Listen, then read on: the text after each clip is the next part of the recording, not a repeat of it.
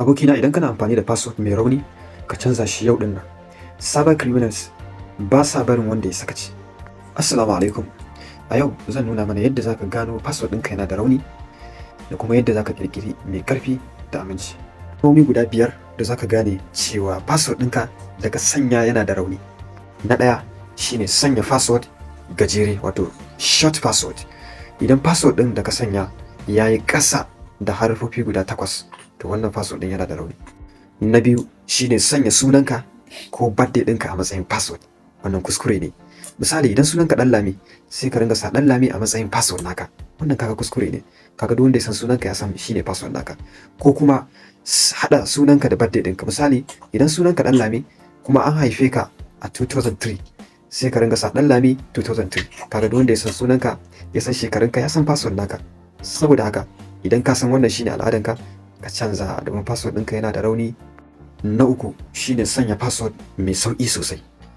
Misali, 1 2 3 4 5 6, ko kuma ka ji mutum ya ce maka ai password ɗinsa 111 ne guda 8, ko kuma ka ji mutum ya ce maka ai 129 ne shi. Kaga, ko kuma 222, kaga wannan password ne mai rauni. So ka daina sanya wannan don password ɗin yana da rauni. Na hudu, sanya kalma ɗaya a matsayin password. Misali, idan sunanka Ɗanlami, sai ka sanya Ɗanlamin kaɗai ba tare da gwama numbers da special character, misali hash ko at ko sign na dala ko makamancin haka. Wannan yana nuna cewa password ɗinka yana da rauni idan kana sanya kalma ɗaya kaɗai. Na biyar shine yin amfani da password guda ɗaya a dukkan application naka. Misali, password ɗinka na account shine password ɗinka na Facebook naka, kuma shine password ɗinka na email, kuma shine password naka na sauran application naka. Wannan ka tabbatar idan aka sace guda ɗaya, to an sace duka sauran password naka. Kaga kenan wannan password ne mai rauni. Abokina, ga kuma yadda zaka ƙirƙiri password mai ƙarfi. Na farko, idan zaka sa password mai ƙarfi ba mai rauni ba, shine haɗa manyan haruffa da ƙananu da lambobi da kuma alamomi. Misali, kaman my password. Misali, in zaka sa my password din sai ka sa M din sai ya zama capital, wato babba kenan. My PSS password hash 2025. Kun ga wannan password ne mai ƙarfi.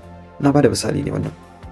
Na biyu, idan zaka sanya password mai ƙarfi, yi amfani da kalmomi ko wasu lambobi da suke da ma'ana kai a wajenka, amma ba wanda za a gane ba. Wannan kam ba sai na bada misali ba. Idan zaka sa password, kada ka yi reuse a kowane account.